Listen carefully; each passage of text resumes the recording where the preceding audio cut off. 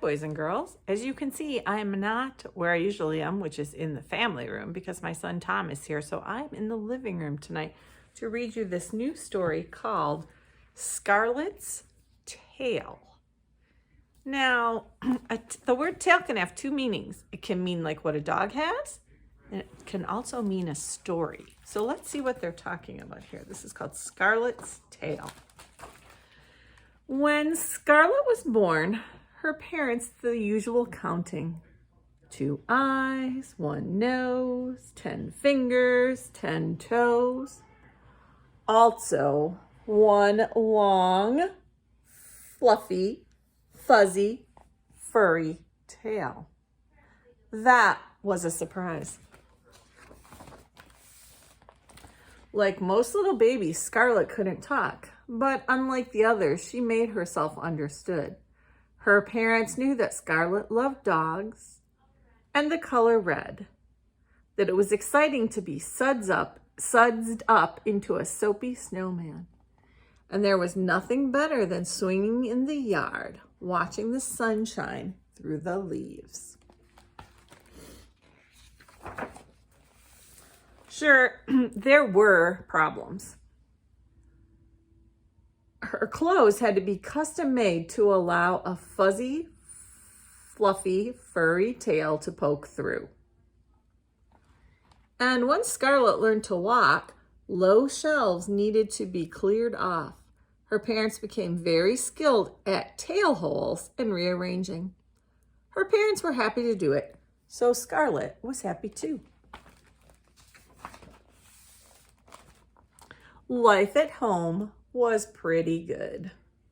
She drew a picture, and she's in the pool.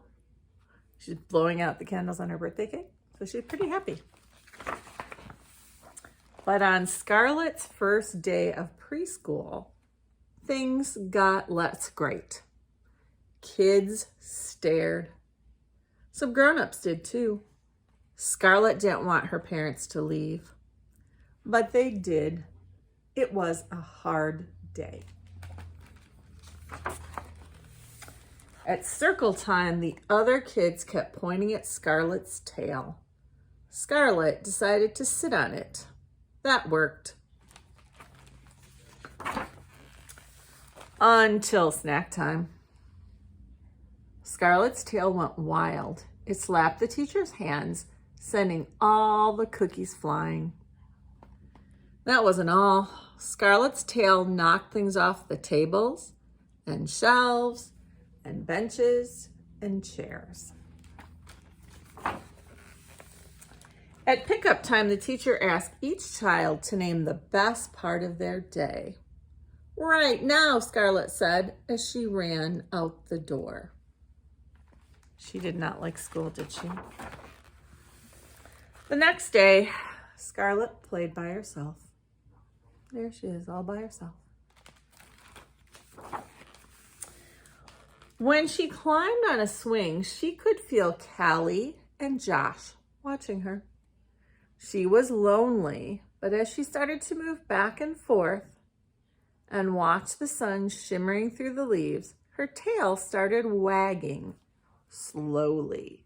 And you know, if you have a dog, or not so much a cat, but if you have a dog, when they wag their tail, that means they're feeling happy. Callie and Josh started to smile. Scarlet pumped the swing higher and her tail wagged faster. Callie and Josh's smiles grew bigger. And when Callie and Josh climbed on the swings next to Scarlet, her wagging tail pushed her higher still. From that day on, Scarlet and Callie and Josh were together at all the times. Circle time, free time, snack time, story time. Each morning when Scarlet spotted her friends walking into the classroom, her tail would wag back and forth, super fast, until it was nearly moving in circles. Sometimes Callie and Josh would wag their own behinds, and so would all the kids watching them. So they're pretending to have a tail, aren't they?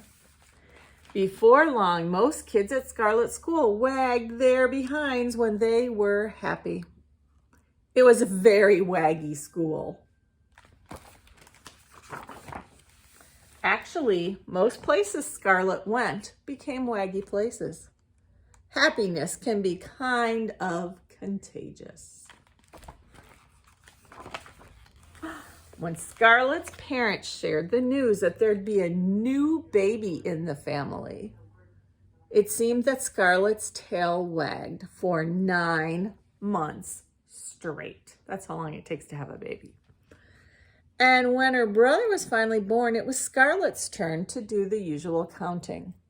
10 fingers, 10 toes, 2 eyes, and 1 long, wriggly, waggly, wonderful trunk. And that was a surprise. So I think Scarlet's tale is both about her tail that she has on her body and the story of how she made some friends at school. Good night, boys and girls.